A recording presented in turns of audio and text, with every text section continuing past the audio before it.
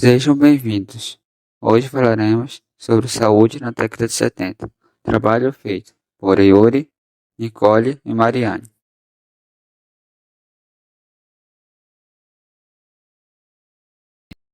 Ao falarmos da década de 70, se lembrar que no Brasil estava ocorrendo o golpe militar ou ditadura militar, e durante esse período só quem possuía carteira assinada tinha acesso à saúde. Já as pessoas que não possuíam carteira assinada procurava as Santas Casas de Misericórdia, local que por muito tempo funcionou através de caridade.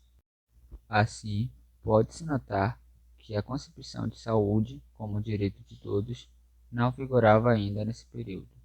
Em 1970, mesmo o Brasil estando no auge do milagre econômico, nosso país só investiu 1% de todo o orçamento da União, sendo que essas verbas eram destinadas para os setores privados e na construção de hospitais particulares, com o propósito de multiplicar essas verbas. Assim, surgiu a ideia de que saúde é sinônimo de mercadoria. Ainda na década de 70, deu-se início a uma grande epidemia de meningite, doença que poderia ter feito menos estrago se os líderes militares não tivessem censurado. Tal censura se deu pelo fato de que, em 1970 a 1973, o Brasil vivia a ilusão do milagre econômico, e os militares temiam que isso viesse prejudicar a imagem do Brasil perante o mercado global. Assim, os militares tiravam o direito de informação da população, como censurando jornais, programas de televisão e programas de rádio. Ao longo desse período, com os casos crescendo, a taxa de mortalidade oscilando e o colapso nos hospitais, os generais começou a reconhecer o problema e o erro de ter censurado. Já em 1974, com o colapso muito altíssimo, deu-se início aos devidos cuidados e tratamentos da doença. Outro fator importante desse período é que, em 1972 a 1976, cerca de 1 milhão de crianças morreram por desnutrição e saneamento.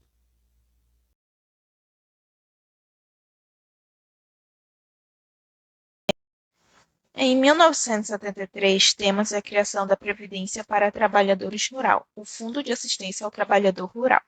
A partir de 1974, terminando o período do milagre econômico, inicia-se lenta e progressivamente a abertura política, questionando-se a política social do governo e a repercussão dos efeitos do modelo econômico adotado sobre a saúde. A partir deste ano, ocorreu a separação da área do trabalho, que até então era responsável pela assistência médica no país. A separação da área do trabalho e da área da previdência veio com a criação do Ministério da Previdência Social. Com a criação do Ministério e a implantação do Plano de Prontação, que propunha a universalização da atenção às urgências, se estabeleceu contratos e credenciamentos por serviços prestados e convênios, inclusive passando a remunerar os hospitais públicos e universitários. Foi criado ainda o Fundo de Apoio e Desenvolvimento Social, utilizado para financiar a expansão do parque hospitalar privado, com recursos da Previdência e de forma subsidiada.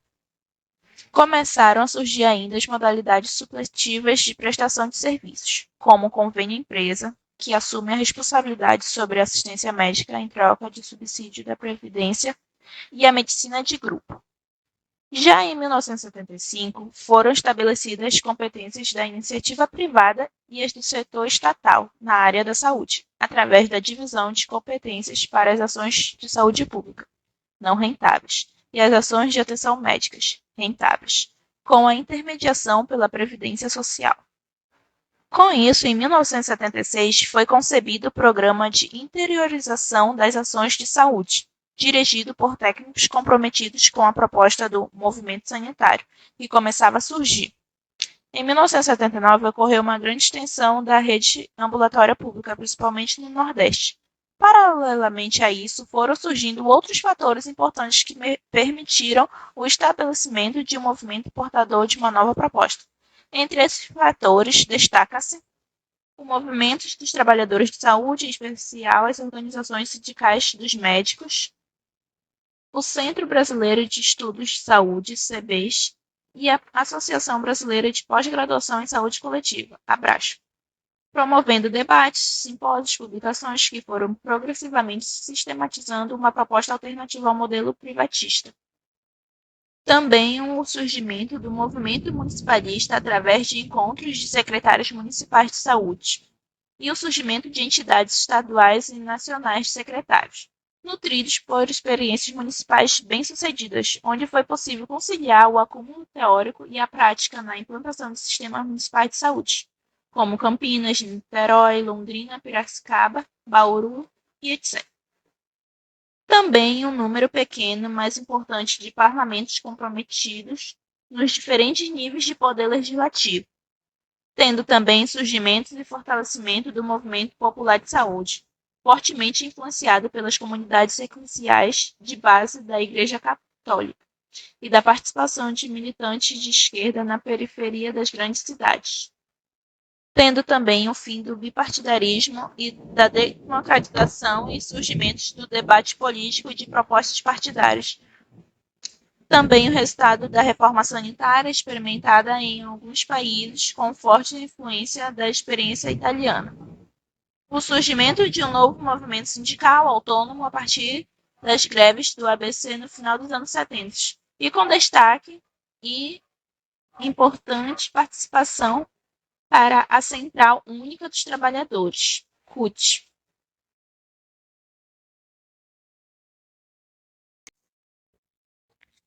Em 1977, criou-se o SIMPAS, Sistema Nacional da Previdência Social, base jurídica do sistema de saúde da década de 70.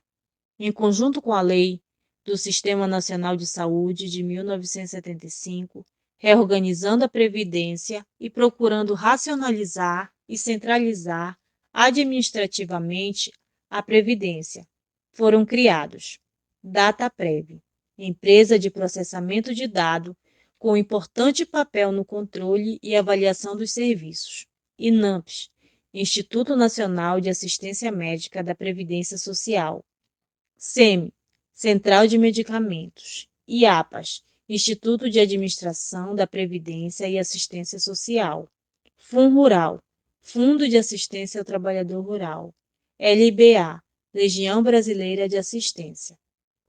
A lógica desse sistema, que caracterizou a década de 70, era baseada no Estado como grande financiador da saúde através da Previdência Social, no setor privado nacional, prestador dos serviços de atenção médica, e no setor privado internacional, produtor de equipamentos biomédicos e medicamentos.